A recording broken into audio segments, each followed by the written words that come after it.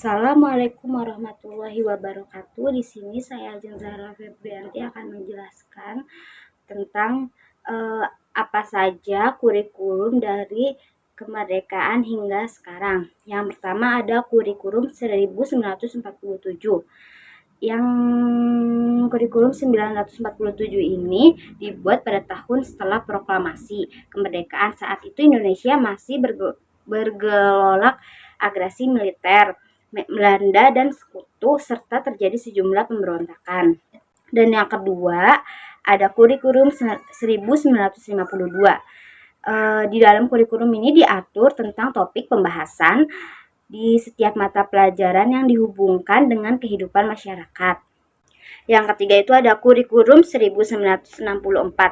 Kurikulum 1964 ini dirancang dengan tujuan memupuk pengetahuan akademik pada jenjang sekolah dasar. Selain itu, konsep pembelajarannya menitik beratkan pada kemampuan moral, kecerdasan nasional, dan keterampilan jasmani.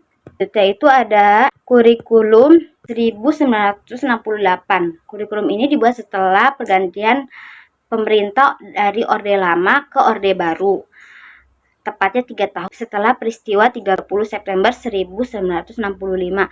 Tujuan kurikulum ini untuk membentuk Pancasila sejati, kuat, dan sehat jasmani, kecerdasan, dan keterampilan. Dan di sini ada kurikulum 1975. Kurikulum ini setelah diterapkan program rencana pembangunan 5 tahun.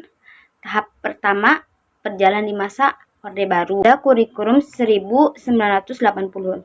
Kurikulum ini dibuat sebelum dinilai lambat dalam merespon kemajuan di kala masyarakat. Di dalam kurikulum itu juga ditambahkan mata pelajaran sejarah perjuangan bangsa PSPB. Ini juga ada kurikulum 1994. Dibuat hasil kombinasi dari kurikulum 1954 dan 1958. Pada kurikulum 1994 ini terjadi perubahan setiap pembagian waktu pelajaran. Hasil kombinasi dari kurikulum 1954 dan 1958. Pada kurikulum 1994 ini terjadi perubahan setiap pembagian waktu pelajaran dari semester ke caturwulan, yaitu periode pembelajaran dibagi 3 kali caturwulan selama 3 tahun. Kemudian penerapan kurikulum 1994 ini disingkat SMP Sekolah Menengah Pertama dan menjadi SLTP Sekolah Lanjut Tingkat Pertama. Kemudian SMA diganti SMU Sekolah Menengah Umum. Di sini ada kurikulum berbasis kompetensi KBK 2004. Pada tahun 2004 ini, kurikulum 2004 ini menitik beratkan kompetensi ada 3 unsur, yaitu pemilihan kompetensi sesuai spesifikasi, indikator, evaluasi, dan menentukan keberhasilan pencapaian kompetensi dan pengembangan pembelajaran bagi peserta didik. Dan di sini ada kurikulum di tingkat satuan atau pendidikan KTSP, yaitu 2006. Kurikulum diterapkan sejak pemberlakuan Undang-Undang Nomor 20 2003 tentang Sistem Pendidikan Nasional, yang kemudian dijabarkan dengan Peraturan Pemerintah Nomor 10 Tahun 2003. Meskipun kurikulum ini hampir sama dengan KBK 2004, tetapi prinsip penyusul menggunakan konsep desentralisasi pada sistem pendidikan. Yang terakhir, yang kurikulum sekarang ini ada kurikulum 2013 atau yang biasa disebut dengan K13.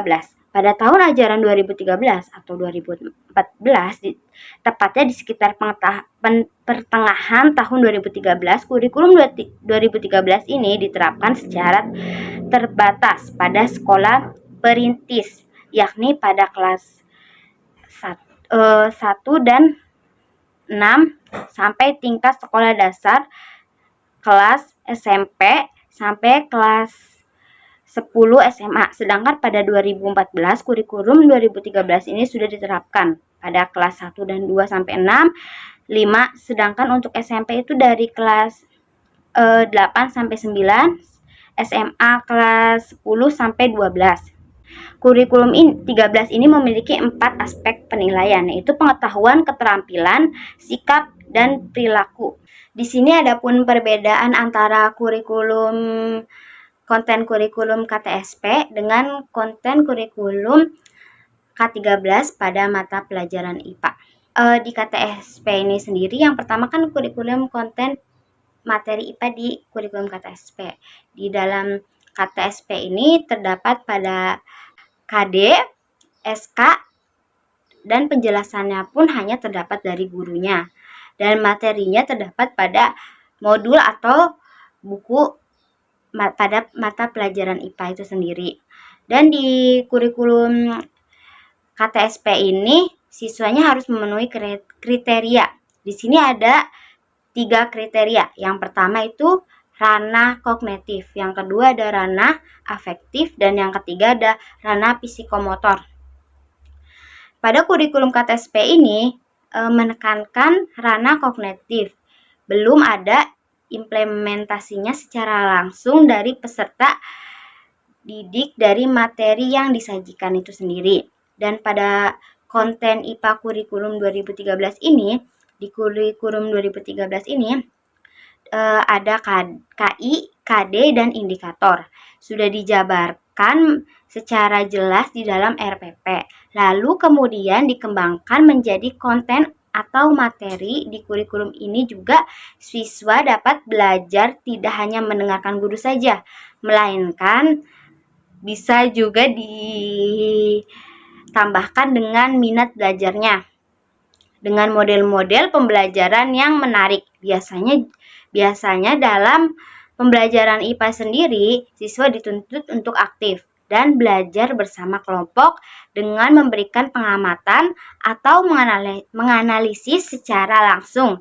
Misalnya mengenai tumbuhan, hewan, bisa mengamati atau mengidentifikasi di luar kelas.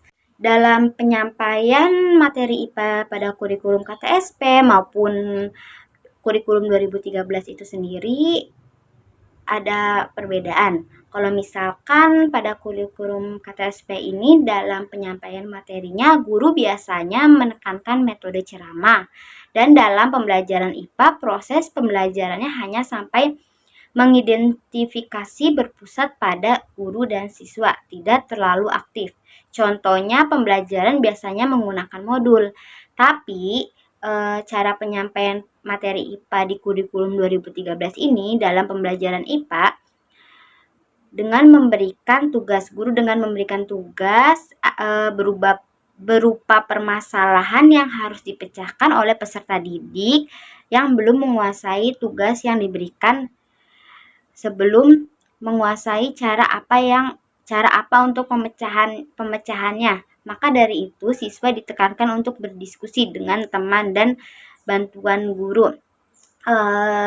Dalam K13 ini tuh guru tuh memberi tugas sebelum guru menjelaskan materi IPA tersebut, dan siswa disuruh berdiskusi bersama teman-temannya untuk menyelesaikan tugasnya. Jadi siswa dituntut untuk aktif pada kurikulum K13 ini.